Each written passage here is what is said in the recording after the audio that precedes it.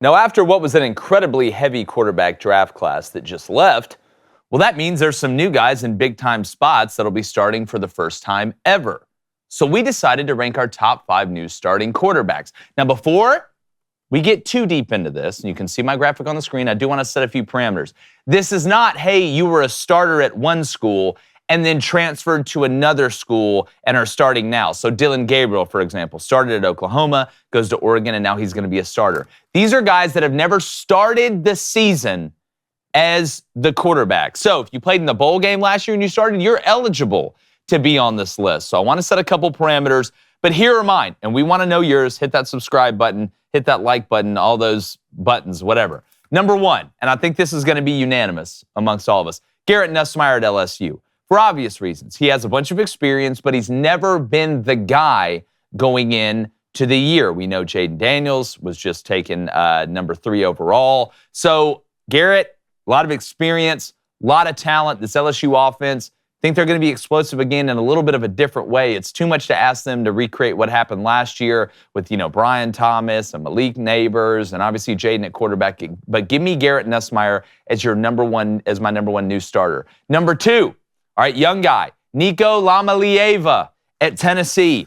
I think this kid is going to be a dynamite player. I would not be shocked if he wins a Heisman Trophy while he was at Tennessee. I think he has that much upside. He's long, he's nuanced as a thrower. He's only going to get better. There's going to be ups and downs, but in Josh Heupel's system, I think he's going to be able to figure it out and operate at a very high level. A guy, David, that can go laterally as a tall guy really well, which is really rare to see. Number 3, new starter at Kansas State, Avery Johnson. Now, I am assuming he is going to be a better thrower of the ball than some people think, but in the system that Kleiman runs at Kansas State, his ability to run, to get downhill, which is going to obviously open up, the passing game. They're going to try and run the ball, play action, do things like that. I think Avery's going to be really effective. Another guy that's longer that can move. Number 4, Dylan Raiola at Nebraska. Again, the spring game, that's fantastic. He looked good. This dude has some moxie about him. I like the way he handles his business, and I don't think the moment is going to be too big.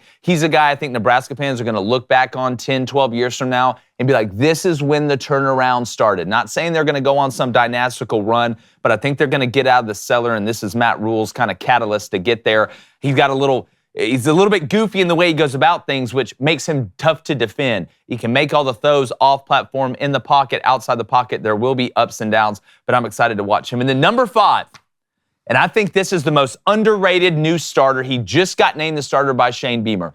Lenoris Sellers, all right, at South Carolina. And people make fun of the goggles. I'm telling you right now, don't piss this guy off, all right? Guys with goggles, it's like they got a little something extra to prove. All right, Lenoris Sellers, he's big. He can make all the throws. And I think he's going to be a guy similar to Dylan Raiola that it's going to use to elevate Shane Beamer to a place where, South Carolina fans are expecting him to be at sooner rather than later. They got to get better up front. That's the biggest thing. But Lenoris has a chance, I think, to become a dominant player down the road. He's got some experience. I think he's 4 for 4 as a passer against like Furman, Kentucky, Vanderbilt. I know it's not the best competition, but watching him operate, I think he's got some dog in him for real. So give me Garrett Nussmeier 1, Nico 2, Avery 3, Dylan 4, and Lenoris 5. David, who do you love that? Bring up that list right there. All right, here's my top 5 young starting quarterbacks for 2024. Garrett Nussmeier has earned the top spot on this list. I mean, how often do you get a guy who is at a blue blood Power 5 program who's sat behind as a backup for 3 straight seasons and is now going to take over the starting job?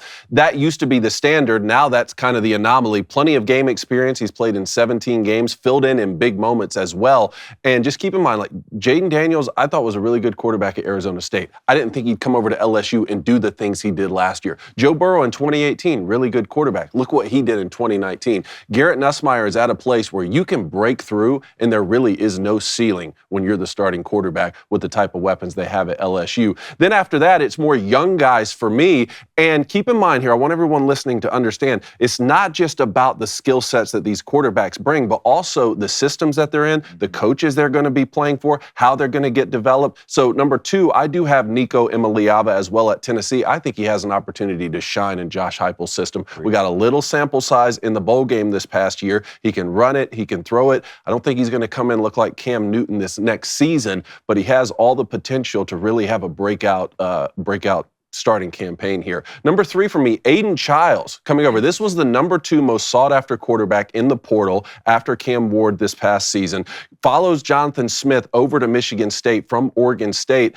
I watched his tape again yesterday. I think the kid is incredible. Now, how good is Michigan State going to be this season? That's the question. That I don't know, but Coach Smith, quarterback developer, quarterback guru, former quarterback coach. I think Aiden Childs is in a really good situation, and Michigan State has themselves a really solid starting quarterback. Number 4, Miller Moss at Southern California. Yeah. Again, people might be asking themselves, well, who is Miller Moss? Well, remember the 6 touchdowns he threw in the bowl game this past year? And who's coaching him? Lincoln Riley, okay? How many number 1 picks has this guy had at the quarterback position? He's going to get put in great spots. And then number 5, I also have Dylan Raiola on this list. I just think it's so cool that Nebraska, whose fan base is as rabid and as passionate as any fan base in the country, who's waited nearly 30 years to return to the pinnacle of college football, now has a legacy guy who I think is going to be the starting quarterback for them. I mean, his father played at Nebraska. His uncle, I believe, played at Nebraska. Now you're going to have a guy who's going to come in, and I think, with a roster that is in a much better spot than it has been the last 5-8 seasons that we've seen. So I think Dylan Raiola is going to have a great opportunity to win the starting job right off the bat here, and those are my top 5 quarterbacks to watch. Yeah, you bring up a great point, Blaine. Before you do the personnel around you, so I had Miller Moss 6. That was probably the toughest decision I had to make.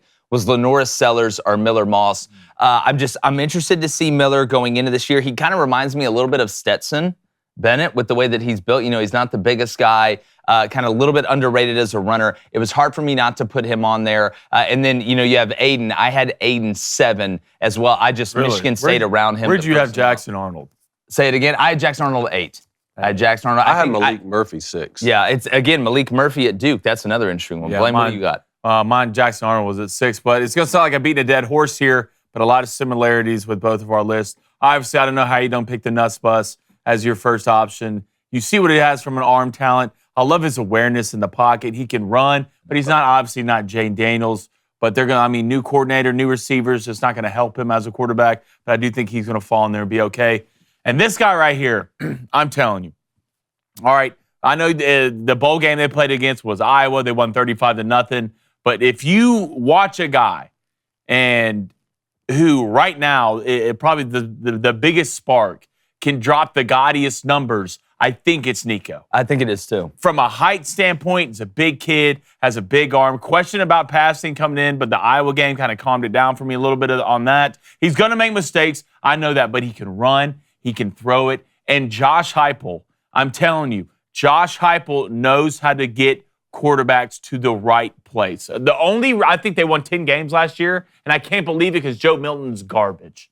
He's garbage. All right, now, I know Nico didn't start through the season, but I'm telling you right now, Nico, to me, is probably a sleeper for Heisman. I really think he can put up that gaudy numbers. I do think they can win enough games. Then this guy right here, Asan Galib for Nebraska. Dylan Raiola, the voice from the outer world, the man who's going to come save the day. And the boy who lived? The boy who lived comes back to live again. But it's fun. Nebraska right now, it's like a volcano, all right before it erupts. And it's just wait for that one tourist to throw a rock in it. Yeah. All right? Dylan Raiola can be that guy for Nebraska. And he doesn't have to come out and be great. He doesn't. He just has to win games. If you look at Nebraska, we had J.D. Pickell on the other day. He talked about the starters that were coming back on defense, how good of a defense that was, and the reason they lost most of their games was quarterback, and that schedule is favored for Nebraska. So like this, Miller Moss, he doesn't play for Kansas State. He plays for USC. Your name's Miller Moss. Obviously, you have a hot girlfriend, and you can probably throw the pill around. For sure. And the last one, Lenoris Sellers, too. He won the job. I think he's going to be a good player. This is huge for Shane Beamer. Shane Beamer needs a good year. Because you had Spencer Rattler, I think it's going to be an underrated pick in the draft. You couldn't get anything done because you don't have any offensive lineman depth. I know it's just injuries everywhere, but I think Lenoris will do a good job for Shane this year. No, and there's some similarities on the list, a little bit different. We want to know what you think. Who should be in that top 5? Who's your top 5? Hey, YouTube, you like college football? You like the NFL? You like sports in general? Well, you're going to love this. So make sure you hit that subscribe button. Please keep sharing the show. We really appreciate it.